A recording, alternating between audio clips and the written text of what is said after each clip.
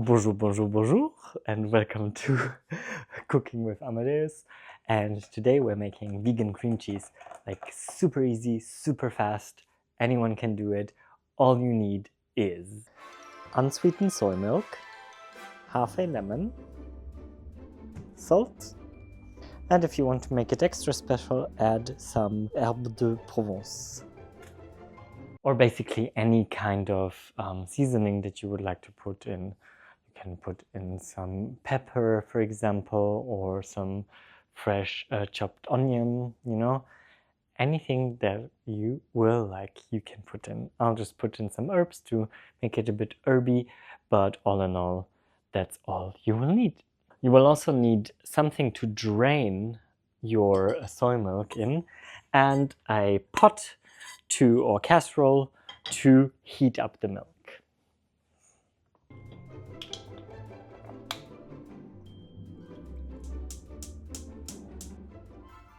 So what you want to do is to warm up the milk. You can even use the microwave for that. You don't want to, and that's really important, you don't want it to boil, so you really should be watching out for this one. You will be using about like 500 milliliters, so half of a carton. It's 1 liter here in France. And I'm using about 3/4 of a lemon. If you want it more zesty, more zingy, you can use more lemon juice or less lemon juice.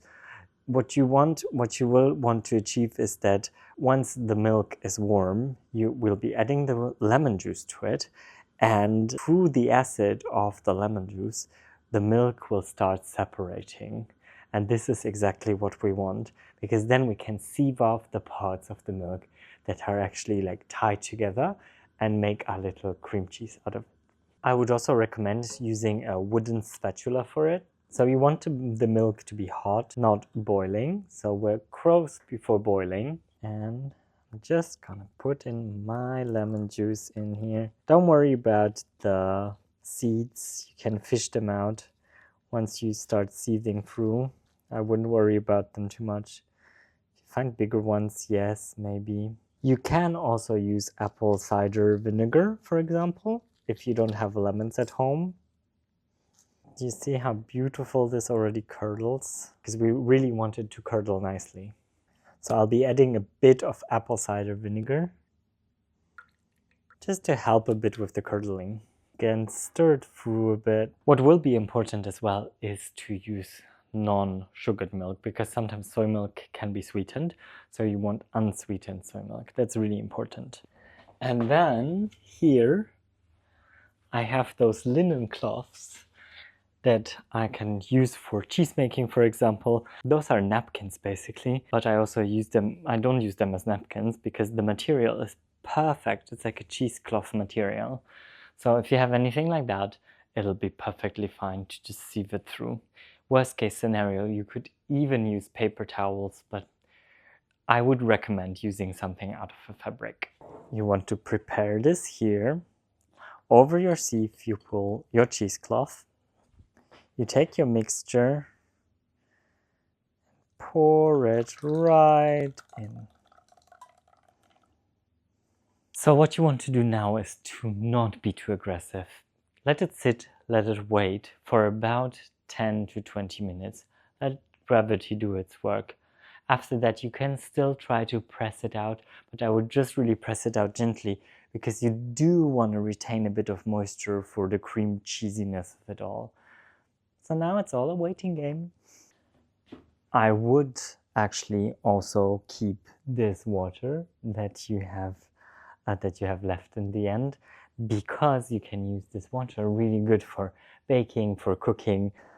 I keep most of my jars from marmalade and from jams that I buy and wash them in the dishwasher.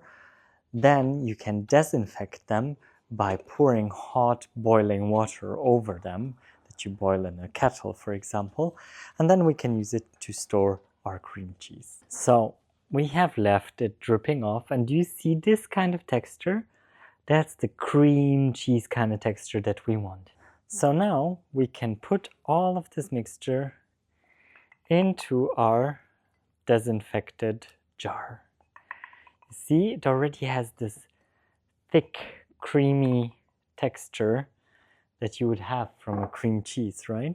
And because we added a bit of acidity, it will mimic the acidity that you would find in a more kind of cream cheese, for if you would think that something is not fermented all the way, it would have this acidic taste. So now that it's in our glass, we just want to make sure that our edges, especially on the outside, are nice and clean. Now comes just the seasoning bit in the end. What I would recommend is not to over season, because you can, in the end, you can always season after. And now I'm adding some herbe de Provence. Not too much, just a bit for, you know, for the taste of it. You could add anything. Like I said, you can add, for example, some crushed black pepper. And what I like to do is just add like maybe 2 or 3 pinches of salt. Here I use fleur de sel from Ile de Ré. And I don't want to over salt it because it's just gonna be much nicer. And if everybody can just like, if somebody needs more salt, they can just use more salt on it. And you don't want to over salt it. And then all that's left to do is to stir it all up a bit. So all that we have to do now is do a taste test. I won't put this back in the jar, so I'm just gonna first smell. Yes, that is great. It's not, it's a good balance of acidity and also quite neutral. I wouldn't say it's very salty, but it will soak through the flavors as well if you leave it in the jar. You'll just close it up. Use it in the next few days. Don't let it in the fridge for too long. So we disinfected everything, just not to have any bacteria coming in. But, you know, it's better be safe than sorry. And I promise you, probably if you put this on your breakfast table or for your sandwiches, you'll probably go through a jar really, really quick. I hope you had lots of fun making your own vegan cream cheese with me, and I hope that I could inspire you to do something different. I think what is really important for me personally is that I can achieve things like this by myself, and knowing that I don't have any preservatives or additives inside that would harm me and my loved ones in any way. Also, I have to say that I do prefer homemade things like these to the store-bought options. Plus, I don't really have any options in France here anyway. In rural France, it's really, really hard to find any kind of options. So I'm quite glad that I can make things like this myself. Let me know how it worked for you, and if you've enjoyed your vegan cream cheese, let me know what maybe things you added to it, what kind of flavors you're into. Let's talk in the comments down below. And thank you so much for watching. It's the start of this cooking with Amadeus series at the Chateau. So if you've enjoyed it, then please follow along. I will try to make a video weekly. I shall see you very soon. Thank you for spending time with me in the kitchen.